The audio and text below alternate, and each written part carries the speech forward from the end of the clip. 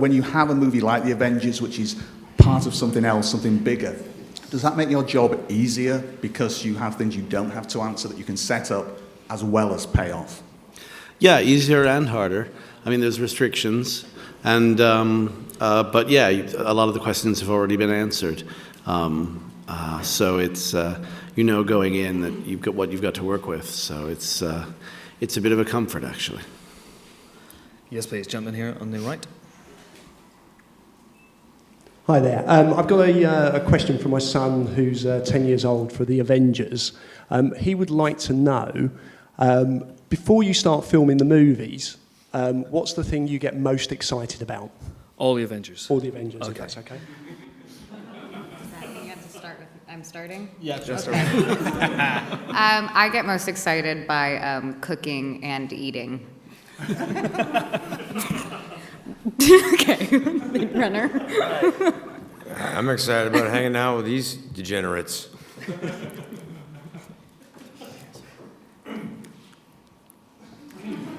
Who's next? Mark. Wait, is it? I'm sorry, I skipped my turn. No translator. Yeah. We're in England.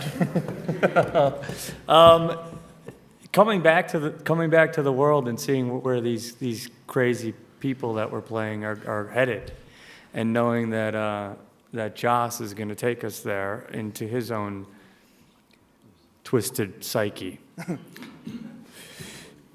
Probably my first costume fitting, me surrounded by many full-length mirrors. I'll say a similar response to Jeremy.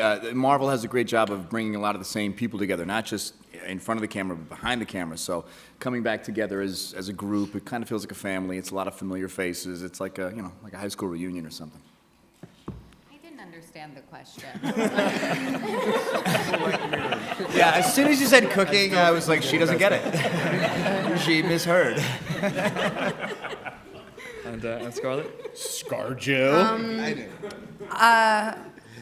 Watching you eat is so exciting, because nobody else does eat. I guess I would say I get most excited about reading Joss's script, because it's so, it's like, it's the big payoff after a long wait, and also all of the letters that the cover letters. Yeah, for the cover letters before the scripts are just as good as the movie. Yeah, they're so delightful and self-deprecating and kind of Thoughts of suicide. Yeah. So that's my favorite part. I'm just excited to be, to be a part of it, and to be that Joss brought me along on this journey and to this fantastic group of actors. Box office bonuses. Just saying. There's that. They jump in here in the red tie. They have. Wait, are they coming before the movie starts shooting now? That's how. And by the way, you got box office bonuses? Right, gents and ladies, we've got the Avengers assembled in London. I've got to say, if someone asked me, what do you think of Avengers Age of Ultron? Fantastic. But if I answered the question as Tony Stark, Robert Downey Jr., I'd probably say, not bad, could have been better. But good movie. Two questions. One is Joss Whedon. Ultron was a great villain. Was that an easy decision to make, to cast Ultron as the main villain, or was it a long thinking process? No, I said we should have Ultron in the second movie before I decided to make the first movie. He's big, he's powerful, he's angry, he's metal, he's strong enough to take these guys on, and he's been angry for so long that I think he might be a little unhinged, and I can write that. My second question is, you guys inspire a lot of people around the world. If you go across the panel, when you guys were growing up, who inspired you? Who are your big idols? I'm intrigued. Should we start with Paul and then work our way back down again?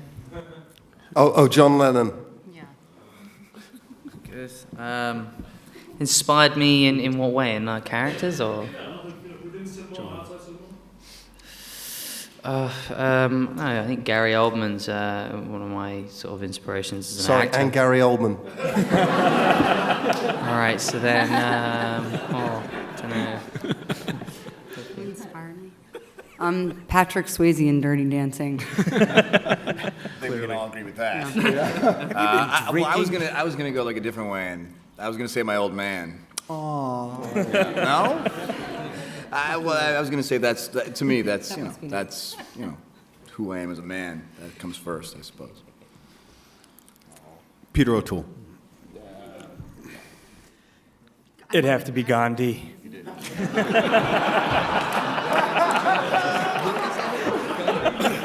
Ben Kingsley. And Ben Kingsley. I'm not going to say my pop. Michelle Pfeiffer and Faye Dunaway. Oh, yeah, you definitely Yeah, have that happening. those were the girls I liked. It worked. You do have that going on. Yeah, I do. And Joss, that's spread to you as well. Who inspired you? Chris Evans' dad. It's weird. What a guy. I just didn't know him. Just sort of felt his presence. You could all learn a thing or two. Next question is the lady in the fourth row with her hand up. Yes, please. And then this gentleman. Hi, I've got a question for the girls. How empowering does it feel to play two female superheroes in such a male-dominated universe? And I suppose you had a bit more prominence compared to the first movie. Was that intentional, Joss? I'm different what compared to the first There one? seemed to be more prominence of the female characters in this one compared to the first one. Was that intentional? And how did the female, Scarlett and Elizabeth feel about that? And how empowering does it feel? How empowering is it? Empowering.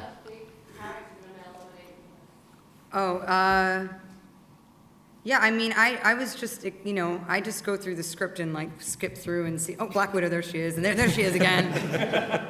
Those are the only parts I read.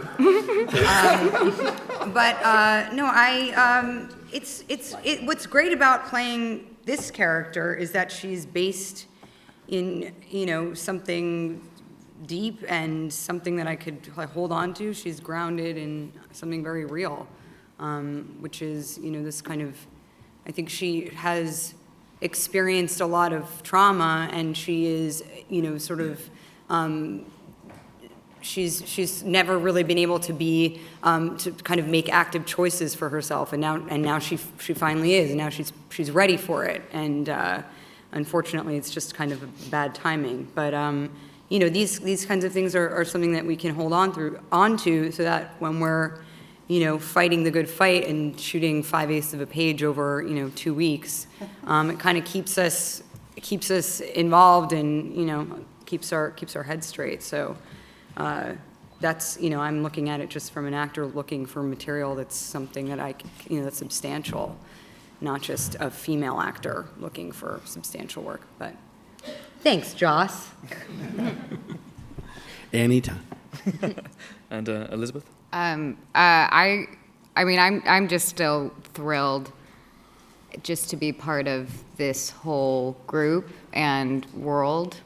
It's a franchise that I've been watching since the first Iron Man, and I think they've just made such. That was like 10. What? Yeah.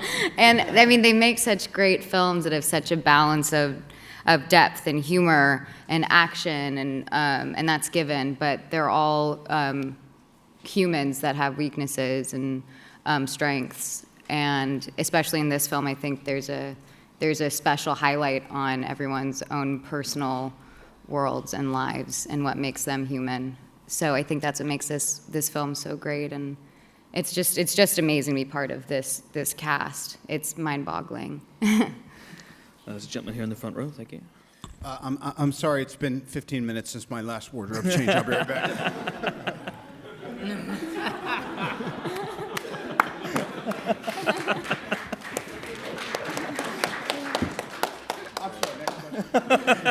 Jimmy.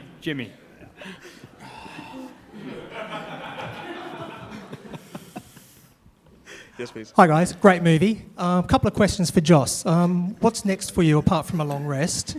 And do you see yourself returning to the Marvel Universe one day? I don't think I'll ever get that far away from it because I love it so much.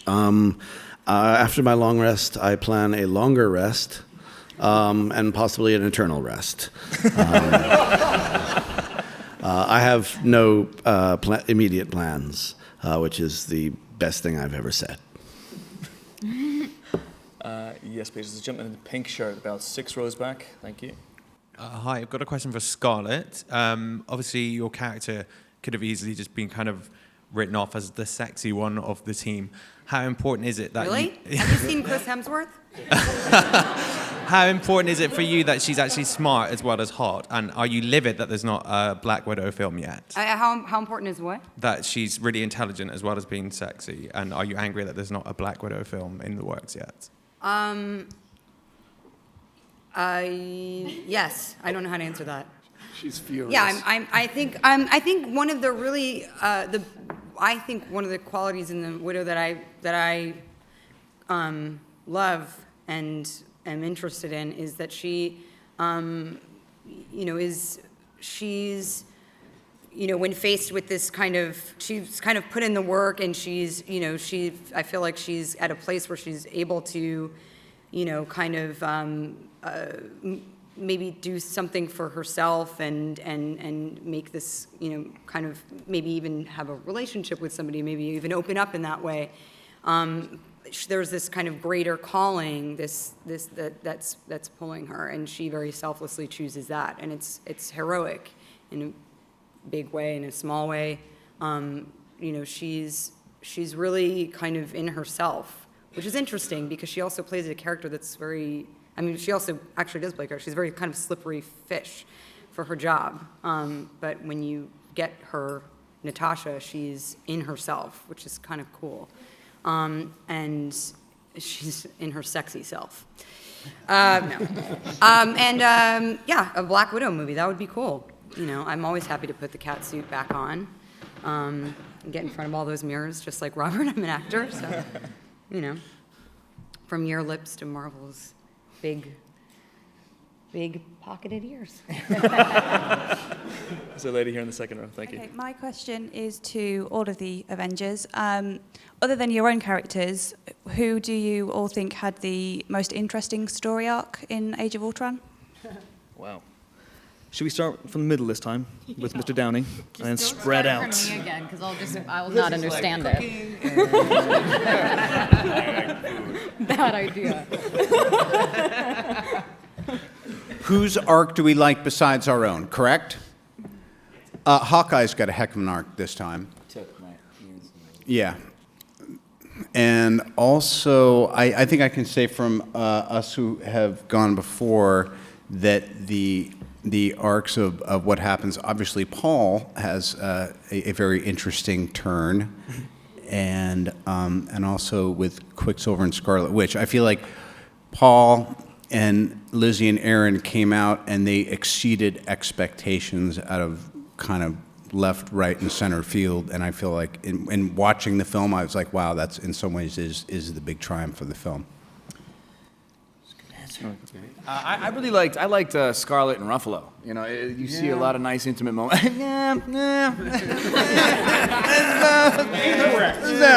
It's my arc, really. It was the best arc of the movie.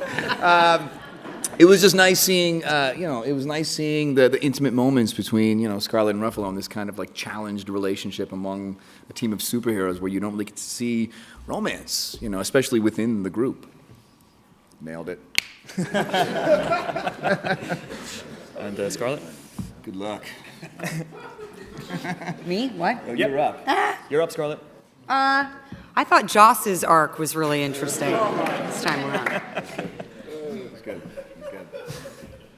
Yeah, I'd probably agree with Chris. I think I love to see. It was great to dive into Mark Ruffalo's character. I think in the Hulk, and just see such a sensibility in that beast. And I think it was quite an emotional journey in this one. So. And then Paul? Hawkeye, I love the. For me, it was really the heart of the movie. I found it really moving. And he's fantastic in it. So there you go. And then let's go back the other way, Mr. Ruffalo. I would also have to say that Hawkeye's storyline I found great as an actor who is off and away from home fighting imaginary evil guys. And a wife who's at home saying, "Where the hell are you? And why aren't you here?" I really find that I'm very sympathetic to that. Sorry. No, it's your storyline, so you already know it. You're bored. I'm bored. No, I like them all. I'm not going to pick one out. I mean, I think it's a huge testament to Joss to be able to write a movie to put all of these characters that are all extremely interesting and flawed and fantastic, and I think it's like a chessboard, and you think you need all these pieces for any of them to make sense. And I'm just very appreciative that we're able to dive deep in the characters a little bit more. You should totally have picked me though, because I picked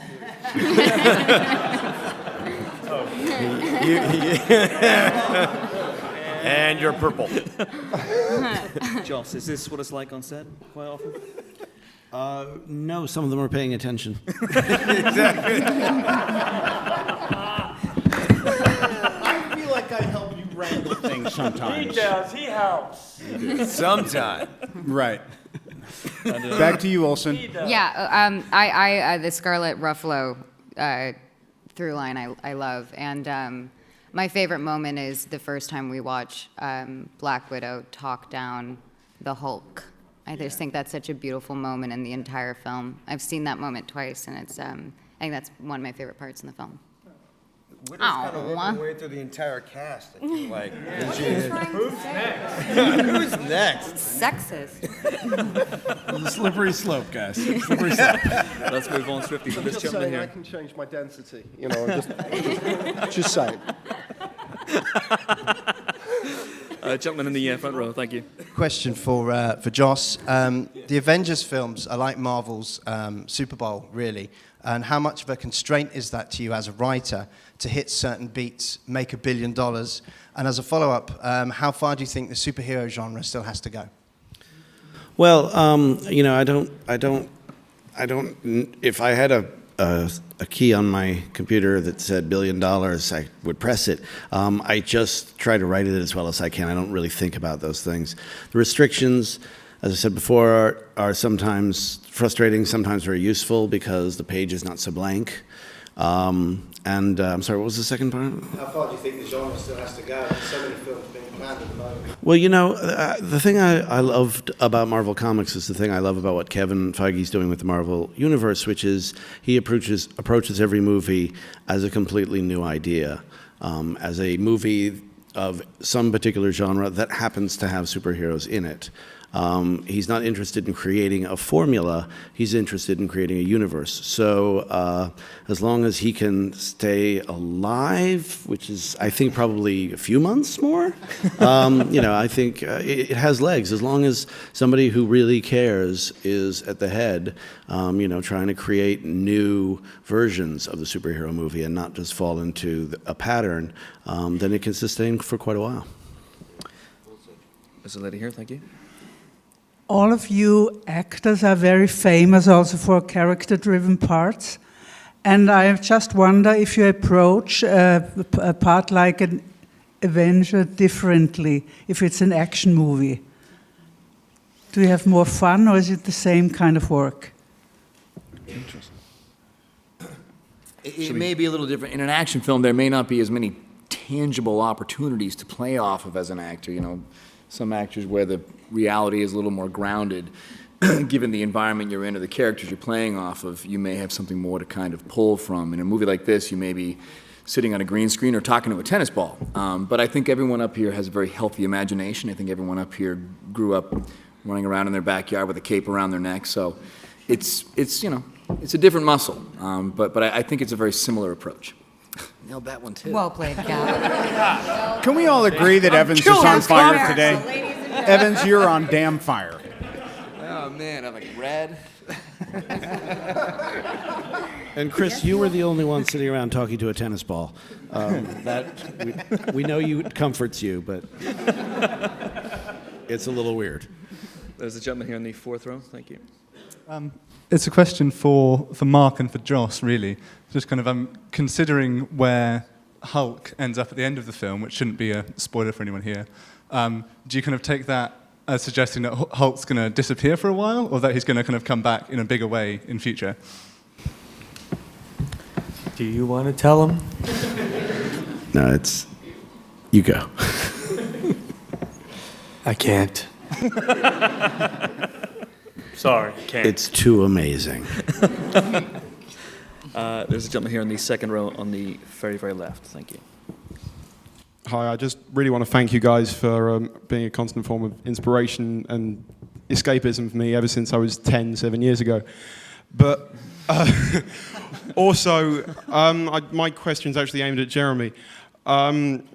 I was wondering, you weren't too happy with the way that Hawkeye was displayed in the first film, as far as it's been reported anyway, but I was wondering, I know that your part's been expanded in this film, but would there be any comic book storyline, or in fact any storyline at all that you'd like to adapt with that character? I don't really read comics, so I can't answer that part of it. I let writers that know what they're doing do that, and I'll try to do what I got to do. Yeah, and this one, I was so happy. I remember we're talking about, I'm not going to talk about specifically what happens in this movie, but the ideas of what are in this movie. I remember sitting with Downey and Joss and Ruffalo talking about like some really cool ideas, and they were able to implement them in this one. It was actually very, very, very exciting, and I'm very thankful for that. There's a lady in the front row. Thank you. On the left. Thank God my arms were really aching. I'd like to ask Paul about his character in the film, because you've been part of the Marvel Universe since Iron Man, which was the first in this little thing. What's it like now being physically on screen and not just a voice? Hot. And by the way, my friend really fancied you as the Vision, which is a little bit weird. That's really odd. I'm gonna move over that one really quickly. It was lovely, you know. It was lovely to finally be on set with a bunch of people that I've been supposedly working with for 10 years but hadn't really met. So that was nice. It's a double-edged sword. Initially, my job was turning up at the end of the movie with the superhero power that if anything was still unclear, I could clarify it by just talking. And then it would take 2 hours and they'd give me a big bag of cash. And then I would go home, and I couldn't imagine that the contract could ever be better, you know, than that, you know, than that. But it was a dream, honestly. Everybody was so welcoming. There were bunch of really lovely, happy, well-paid actors. Yeah. That's a nice environment to work in, you know? You got a big bag of cash? Yeah, I got a big bag of cash. Well, you know, when I was doing the voice, it seemed like a big bag of cash to me. Box office bonuses, big bag of cash. You've done well out of this. This is all right. We have time for one last question from a gentleman right at the very, very back. If you keep your hand up there, sir, on the very, very left. On the camera podium, He's waving his hands frantically. Now he's jumping up and down. He really wants to ask his question. Right at the back. Yes, you. There we go. That's him. Excuse the delay. It's Tom Westerholt, German Public Radio. Question to Joss. Maybe you could clean up with some whatever rumor or hoax past couple of days. The scene at the credits, men cleaning the windows, Spider-Man in the back. That's not real. I don't know where that started. It is not, in fact, a part of the movie, and I don't know who came up with it. We wanted to be clear that there was no tag scene at the very, very end of the film, because after sitting through 40 minutes of credits and not seeing anything, we thought people would become irate. So, no, I don't know where that started. And the short one to Robert Downey Jr. Short one, okay. Last one, or no? Yeah. Okay, very quick. Yeah. Okay. Why again did your trailer park at the shooting have the same size as everybody else's trailers together again? I read about that. Is that a question about the film? Because we want to have a question about the film, ideally. If not, we're going to bring it all to an end. That's it, on that definitive bombshell. Thank you so much indeed. Thank you, everybody. Thank you Josh very, very Whedon, much. Elizabeth Olsen, Jeremy Renner, Mark Ruffalo.